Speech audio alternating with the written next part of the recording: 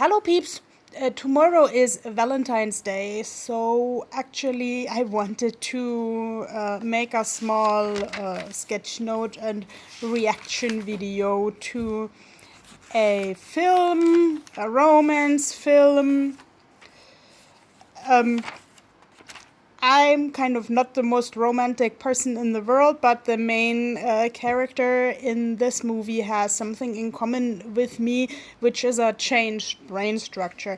Maybe not exactly like mine, but let's say as a person with a changed brain structure, I feel empowered to talk about this movie. I bet some of you guys have seen it. It's called 50 First Dates. With an actor whose work is often not supposed to be tasteful or something, and like there is a lot of tasteless humor at the expense of minorities in this film, but that's kind of not my theme today because I wanted to look at the love relation. The story is basically about like a womanizer who kind of meets women all across the world on his science travels and flirts with them and beds them and then dumps them with like really absurd excuses. He's a vet in an aquarium, so he kind of has an idea, yet no idea about medicine. And offers like makeshift treatments and tasteless humor to people.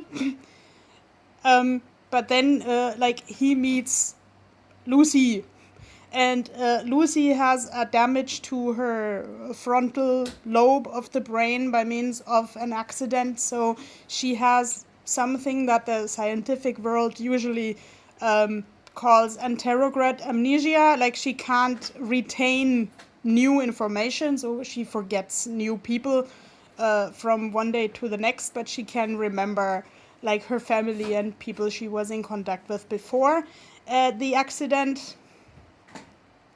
And actually her family and her community stage the day of the accident. Like she wakes up every morning thinking it's the 13th of October or something like that, in an area which is kind of equatorial, Hawaii, where the seasons don't change, so you can market October to her even when it's actually spring.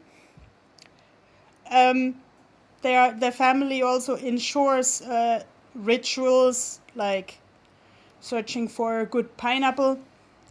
And actually, what I like about the whole story is that the whole community plays along, because I've read a lot of articles about disability throughout my life, and I've seen many life stories where the people with a disability could live a more normal, healthy life in a close-knit community where everybody, including the disabled themselves, did their part to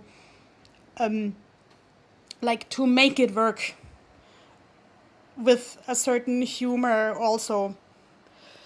It's also like part of the reason why I went to Iceland, because Iceland is just smaller than Germany and you can always find some people, yes, who can kind of make it work and make it understand how I function. So that's why basically I wanted this to look like a cross between a bird and a plant, because I can grow on my own terms and I can fly on my own terms. But as we may see later, when Lucy is going to the city with her family, when she finds out that the family has put up such a sophisticated charade, then like in the city everything is like more institutionalized, everything is like more formalized, and it's perceived as rude when people who know who she is greet her and she can't greet them back because she doesn't know who they are. And like there's this one guy with I think it's a police badge, but I didn't see that properly, said I suck at this job because he didn't understand that she doesn't remember him. Actually, the other day I saw a quite good YouTube video about like police staff learning about people with neurological disabilities and also learning how to handle these disabilities without treating the people in any way special or it's a little bit of a tricky topic, but as long as people are willing and able to learn to treat the people as normal as possible and as special as necessary, I'm really happy. What I noticed, the way to the doctor is really long, and the family uses the time to talk. So at some point asks Lucy, did you have to lie to me every day? Like, if she had to decide she didn't want that charade, she would have wanted more openness about what's really the matter. They wanted to give her the gift of innocence, but actually this is a really common problem that the people with disabilities are sometimes excluded from what is really happening, and other people think they know what's good for them.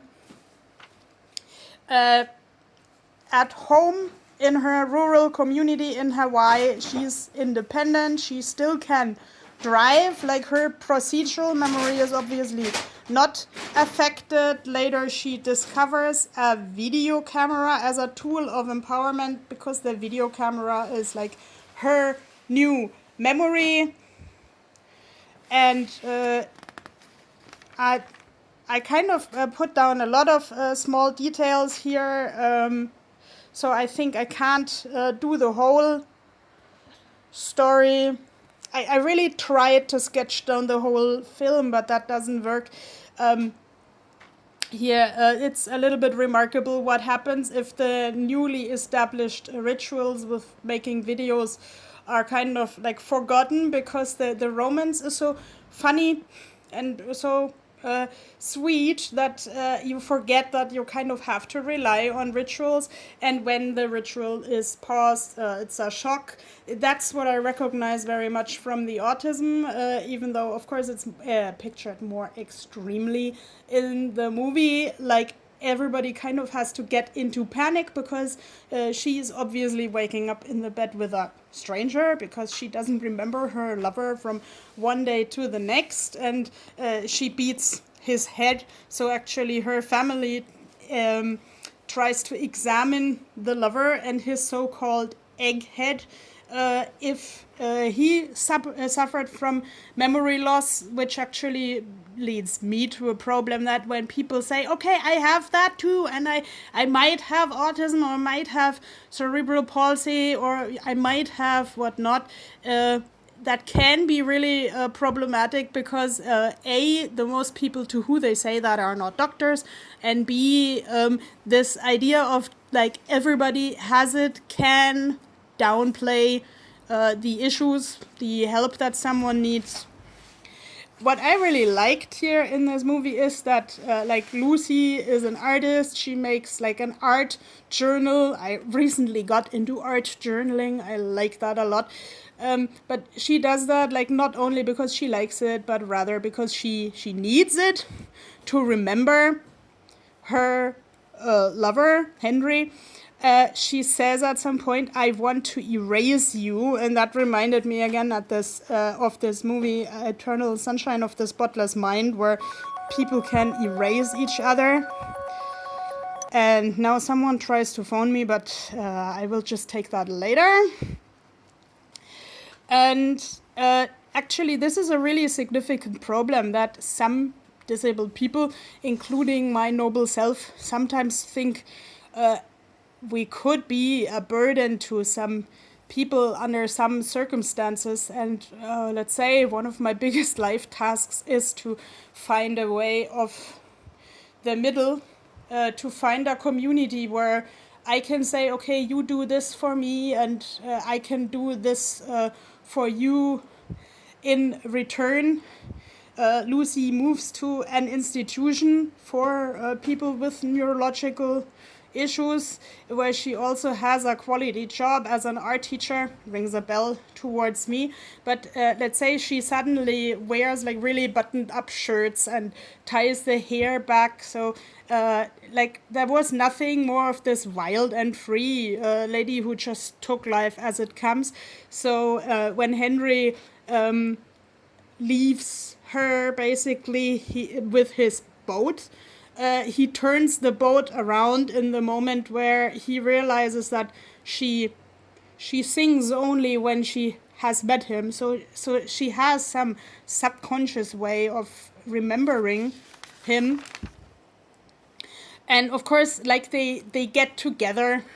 In the end, they find ways of communicating with other people with neurological issues, even like to convey them they want to be alone when the people don't understand this. And the walrus that used to be Henry's basically only friend in the world except for Lucy suddenly has 3 female walruses, and kind of they all make such a kissing chain. And actually, I thought this scene was pretty lovely because it shows that some people and creatures just need a different family structure, and it's also shown that like Lucy and Henry have a child in the end, and Lucy needs to be reminded of like the wedding and the pregnancy and so on, bit by bit, by means of a video.